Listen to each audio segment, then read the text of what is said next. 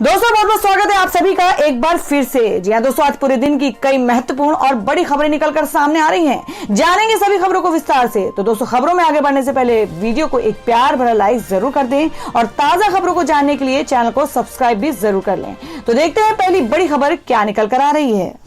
दोस्तों आज की पहली बड़ी खबर निकल कर आ रही है जो कि किसानों को लेकर है। जी आपको बता दें कि 9वीं बार भी किसानों और सरकार के बीच नहीं बनी बात। 19 जनवरी को दोबारा होगी बैठक। जी आपको बता दें कि नए कृषि कानूनों को लेकर किसानों और सरकार के बीच शुक्रवार को हुई नवे दौर की बातचीत भी बेनतीजा ही रही। दोनों पक्षों के बीच अगली मुलाकात 19 जनवरी को आयोजित की जाएगी। राजधानी दिल्ली स्थित विज्ञान भवन में हुई चर्चा में केंद्रीय मंत्री नरेंद्र सिंह तोमर, पीयूष गोयल और सोम प्रकाश मौजूद रहे। खास बात है कि इससे पहले हुई 8 बार की बातचीत में अब तक केवल पराली जलाने और सब्सिडी से जुड़ी मांगों पर ही सहमति बन सकी है। राजधानी दिल्ली में केंद्र सरकार और किसानों के बीच मुलाकात पूरी हो चुकी है। एक ओर सरकार कानूनों में संशोधन के लिए तैयार है तो दूसरी ओर किसान नए कृषि कानूनों को वापस लिए जाने की मांग पर अड़े हुए हैं। हालांकि सरकार इसे पहले ही अपना पक्ष साफ कर चुकी है और सरकार ने कहा है कि कानून वापस लिया जाना कोई विकल्प नहीं है। कृषि मंत्री नरेंद्र सिंह तोमर ने इस वार्ता को लेकर काफी उम्मीद जताई थी।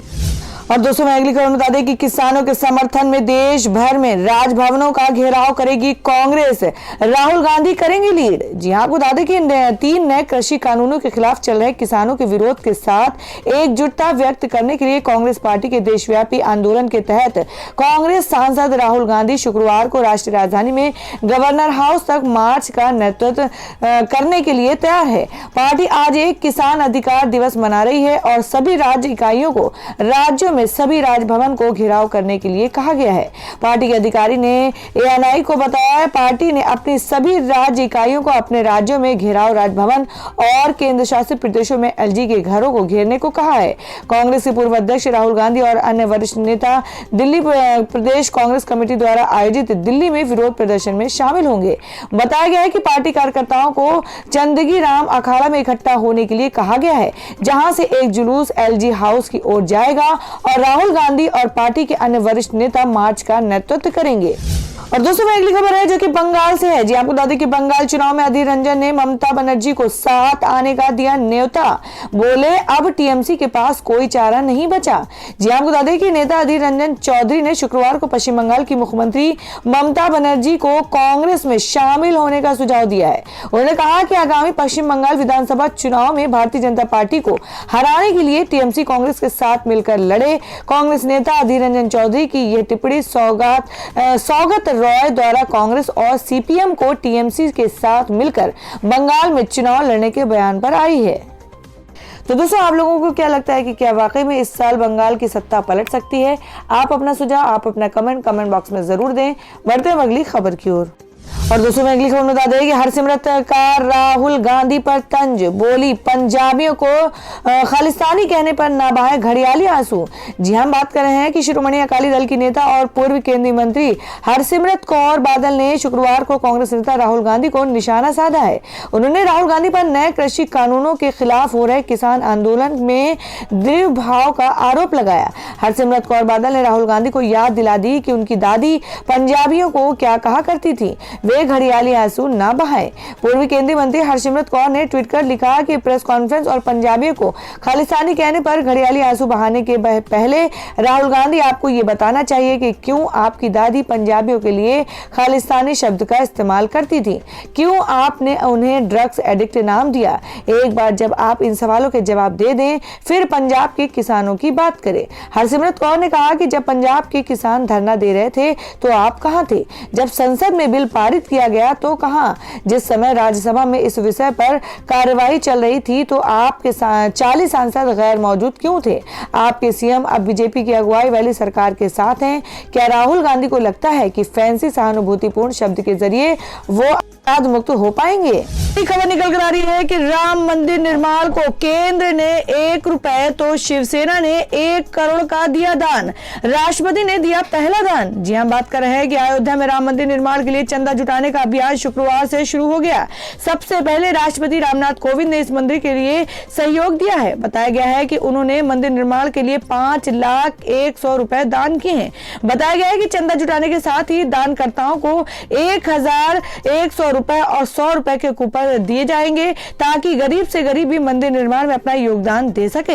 बताया गया है कि राम मंदिर के लिए केंद्र सरकार ने 1 रुपया दान किया है, जबकि शिवसेना ने 1 करोड़ रुपए दान किए हैं। इसके अलावा यूपी के सीएम योगी आदित्यनाथ ने 11 लाख रुपए दान किए हैं। सबसे ज्यादा 11 करोड़ रुपए का दान मुरारी बापू की ओर से आया है। इसके अलावा मध्य प्रदेश के मुख्यमंत्री शिवराज सिंह चौहान ने राम मंदिर निर्माण के लिए 1 लाख रुपए का चेक सौंपा है। अयोध्या में राम मंदिर की बुनियाद पर काम इस महीने शुरू होगा और मंदिर परिसर का निर्माण करीब 3.5 वर्षों में पूरा होने की उम्मीद है।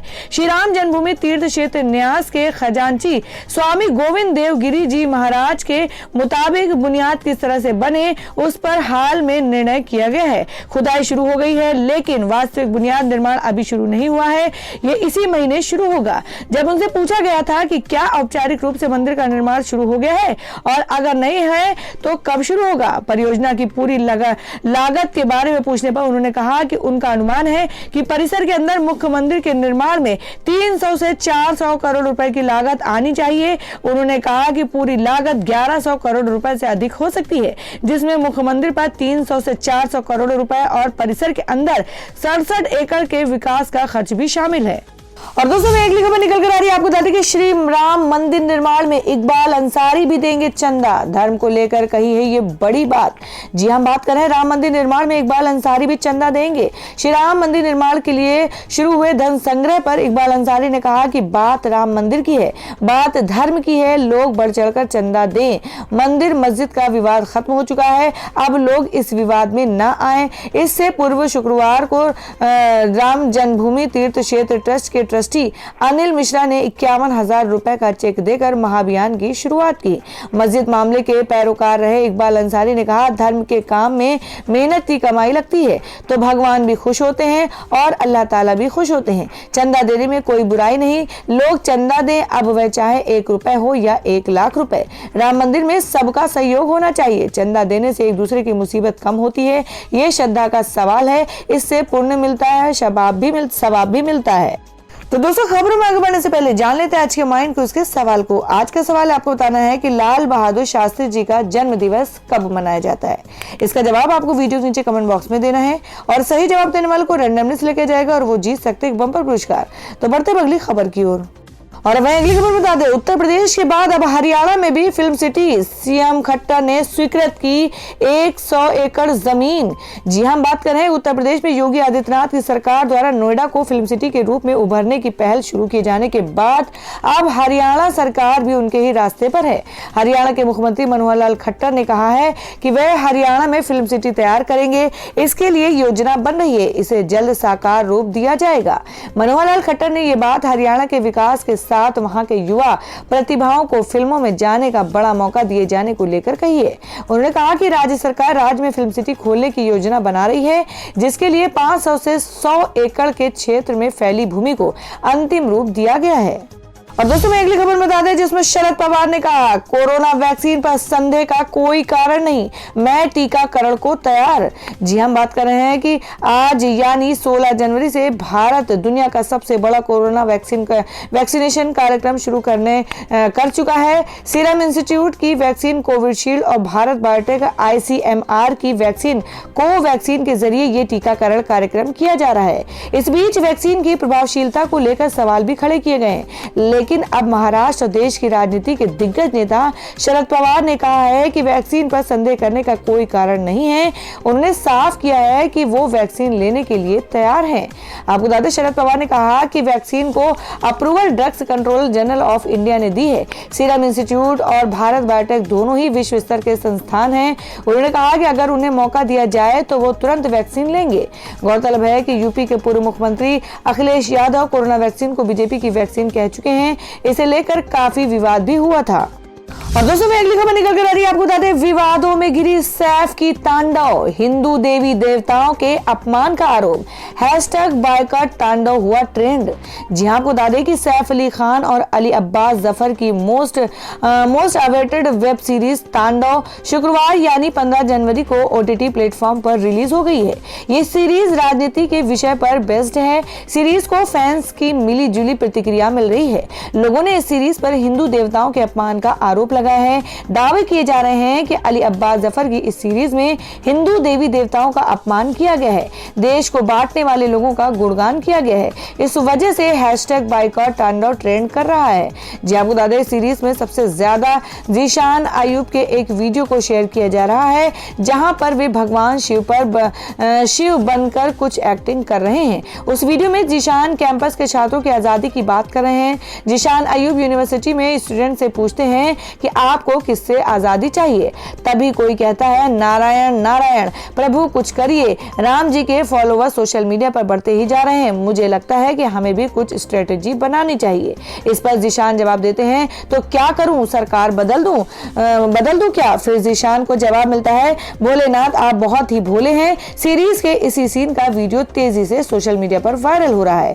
इस वीडियो के वायरल होने के बाद यूजर्स का आरोप है कि उसमें भगवान शिव का नाम गलत इस्तेमाल किया है और तांडव के इसी संवाद पर लोगों ने नाराजगी जाहिर की है। साथ ही सीरीज पर भगवान शिव और राम का मजाक उड़ाने का आरोप लगाया गया है। ट्विटर पर सीरीज को लेकर नेगेटिव रिव्यूज भी दिए जा रहे हैं। तो दोस्तों खबरों में आगे बढ़ने से पहले एक बार फिर से आपको याद दिला दें कि अगर आपने अभी तक हमारी वीडियो को लाइक नहीं किया तो जल्दी से वीडियो को लाइक कर दें, क्योंकि आपका एक लाइक हमारे लिए बहुत ही महत्वपूर्ण होता है। और अगर आप हमारे चैनल पर नए हैं तो चैनल को जरूर सब्सक्राइब कर लें और बेल के बटन को भी जरूर हिट कर दें। और हमारी पूरी न्यूज को जानने के लिए वीडियो को लास्ट तक जरूर देखें। बढ़ते अगली खबर की ओर। और दोस्तों मैं अगली खबर निकल कर आ रही है, आपको बता दें कि TMC सांसद नुसरत ने बीजेपी को कहा कोरोना से खतरनाक, बोली सत्ता में आते ही मुसलमानों की उल्टी गिनती शुरू। जी हां, आपको बता दें पश्चिम बंगाल विधानसभा चुनाव 2021 को लेकर यहां नेताओं की बयानबाजी बहुत समय से शुरू हो चुकी है। सीएम ममता बनर्जी की पार्टी तृणमूल कांग्रेस चुनाव में जीत हासिल कर सत्ता में बने रहने के लिए सार दाव पेच लगाना शुरू कर चुकी है। और बता दें भाजपा ममता के गढ़ को हथियाने के लिए पूरा जोर लगा रहे हैं। वहीं तृणमूल कांग्रेस नेता पश्चिम बंगाल बशीरहाट की सांसद नुसरत जहां का विवादित बयान सामने आया है। TMC सांसद नुसरत जहां ने भाजपा को कोरोना वायरस से खतरनाक बताया। इसके साथ ही उन्होंने कहा कि भाजपा हिंदुओं और मुसलमानों के बीच दंगे भड़काएगी। भाजपा सत्ता में आती है तो मुसलमानों की उल्टी गिनती शुरू हो जाती है। बता दें कि इस साल पश्चिम बंगाल में विधानसभा चुनाव होने हैं और ये इस कारण से है कि सभी पार्टियां सहन शक्ति भरने लगी हैं। इसके साथ ही राज्य में एक दूसरे के खिलाफ आरोपों का दौर भी शुरू हो गया है।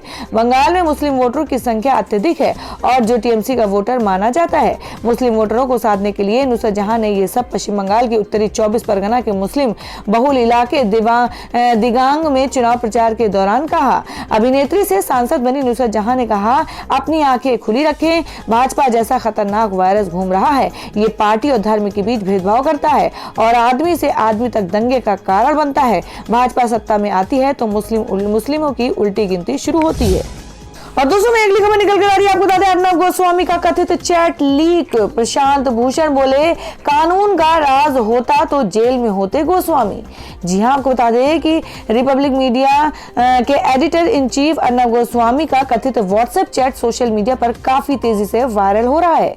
अर्नब गोस्वामी के व्हाट्सएप चैट का स्क्रीनशॉट सोशल मीडिया पर बड़ी संख्या में लोग साझा करके उन पर निशाना साध रहे हैं। सुप्रीम कोर्ट के वरिष्ठ वकील प्रशांत भूषण ने भी गोस्वामी के व्हाट्सएप चैट के स्क्रीनशॉट को साझा करते हुए उन पर निशाना साधते हुए कार्रवाई की मांग की है। साथ ही उन्होंने आरोप लगाया है कि अर्नब गोस्वामी अपने पद का गलत प्रयोग कर रहे हैं और राजनीतिक गलियारों में अपनी पहचान का इस्तेमाल व्यक्तिगत लाभ के लिए कर रहे हैं। प्रशांत भूषण ने इन स्क्रीनशॉट को ट्विटर पर साझा करते हुए लिखा है, ये हैं अर्नब गोस्वामी और बार्क के CEO के बीच बातचीत के व्हाट्सएप चैट के कुछ स्क्रीनशॉट। इन स्क्रीनशॉट में कई षड्यंत्र देखे जा सकते हैं कि कैसे अर्नब गोस्वामी की सरकार में इतनी पैठ है।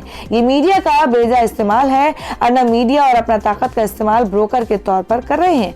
अगर किसी भी देश में जहां कानून का राज है वहां अर्नब गोस्वामी जेल में होते। वहीं प्रशांत के इस ट्वीट का जवाब देते हुए पत्रकार मीना दास नारायण ने पूछा, क्या आपको इस पर यकीन है? क्या आप एक भी वजह दे सकते हैं कि आखिर क्यों आप पर भरोसा करना चाहिए? एक देशभक्त पत्रकार जो कि भारत के लिए खड़ा होता है उसके बारे में देशद्रोही बोल रहा है। बता दें कि जो स्क्रीनशॉट वायरल हो रहा है और उसमें अर्नब गोस्वामी और बार्क के पूर्व सीईओ पार्थो दासगुप्ता के बीच बातचीत चल रही है। लोग इस व्हाट्सएप लीक की तुलना रेडियो टेप से कर रहे हैं और इस पूरे मामले में अर्नब गोस्वामी के खिलाफ कार्रवाई की मांग कर रहे हैं। व्हाट्सएप चैट में कथित तौर पर अर्नब गोस्वामी और पार्थो के बीच टीआरपी रेटिंग को लेकर बात हो रही है। बता दें कि टीआरपी स्कैम की सुनवाई को बॉम्बे हाई कोर्ट ने 29 जनवरी तक के लिए टाल दिया था। इस मामले की सुनवाई 29 जनवरी को होगी। वहीं मुंबई पुलिस का कहना है कि अगली सुनवाई तक वो अर्नब गोस्वामी को गिरफ्तार नहीं करेंगे। और दोस्तों में अगली खबर में आपको बता दें कि लता मंगेशकर को ओवररेटेड कहने पर भड़के अदनान सामी। कहा, बंदर क्या जाने अदरक का स्वाद। जी आपको बता दें कि लता मंगेशकर को लेकर ट्विटर पर एक बहस छिड़ गई है। एक ट्विटर यूजर्स ने लता मंगेशकर को ओवररेटेड और दूसरों का करियर खत्म करने वाला सिंगर बताया, जिसको लेकर बॉलीवुड सिंगर अदनान सामी ने ट्रोलर्स को ट्वीट कर जवाब दिया है। उन्होंने लिखा कि बंदर क्या जाने अदरक का स्वाद। असल में जिस फोटो को लेकर लता मंगेशकर को ट्रोल किया जा रहा है उस तस्वीर को अदनान सामी ने हाल ही में अपने सोशल मीडिया हैंडल पर शेयर किया था और इस तस्वीर में लता ताई के साथ नूर जहां और आशा भोसले भी दिख रही हैं। इस फोटो को शेयर करते हुए अदनान सामी ने इसे आइकॉनिक और हिस्टोरिक बताया था। इस बीच कुछ यूजर्स ने लता मंगेशकर को ओवररेटेड बता दिया है। और दोस्तों में अगली खबर में जान लेते हैं क्या देश भर में मौसम के ताजा हालात। जी आपको बता दें कि दिल्ली में भीषण ठंड, शीतलहर की चपेट में उत्तर भारत। जाने अन्य राज्यों का क्या है हाल। जी हम बात करें कि पहाड़ों पर बर्फबारी कम हो गई है लेकिन मैदानी इलाकों में शीतलहर का प्रकोप जारी है। दिल्ली में पिछले कई दिनों से लगातार तापमान में गिरावट देखने को मिल रही है। इसके साथ ही घने कोहरे की चादर भी राजधानी दिल्ली में छाई हुई है। सुबह के वक्त दिल्ली के लोधी रोड इलाके में न्यूनतम तापमान 5 डिग्री दर्ज किया गया, तो वहीं दिल्ली के अलग अलग इलाकों में विजिबिलिटी 200 मीटर दर्ज की गई है। मौसम विभाग की माने तो अगले 1 से 2 दिन तक इसी तरह का मौसम दिल्ली में बना रहेगा। दिल्ली, यूपी, बिहार, पंजाब, हरियाणा और राजस्थान में इन दिनों भीषण ठंड पड़ रही है। शनिवार को राजधानी दिल्ली के कई हिस्सों में घने कोहरे का अनुमान जताया गया है। आईएमडी के क्षेत्रीय पूर्वानुमान केंद्र के प्रमुख कुलदीप श्रीवास्तव ने कहा है कि पश्चिमी हिमालय से आने वाली ठंडी और शुष्क उत्तरी उत्तर पश्चिमी हवाओं से गुरुवार को दिल्ली में न्यूनतम तापमान में गिरावट दर्ज की गई, फिर हवा की दिशा बदलकर उत्तर पूर्व की ओर हो गई। तो दोस्तों ये थी अब तक की सभी बड़ी खबरों की अपडेट्स। टुडे ब्रेकिंग न्यूज और लेटेस्ट खबरों को देखने के लिए हमारे चैनल को सब्सक्राइब जरूर कर लें, वीडियो को लाइक और शेयर भी जरूर कर दें अपने दोस्तों और रिलेटिव्स के साथ। तो दोस्तों फिर मिलेंगे काम की खबरों और सरकारी योजनाओं की एक और नई वीडियो के साथ। तब तक के लिए धन्यवाद दोस्तों।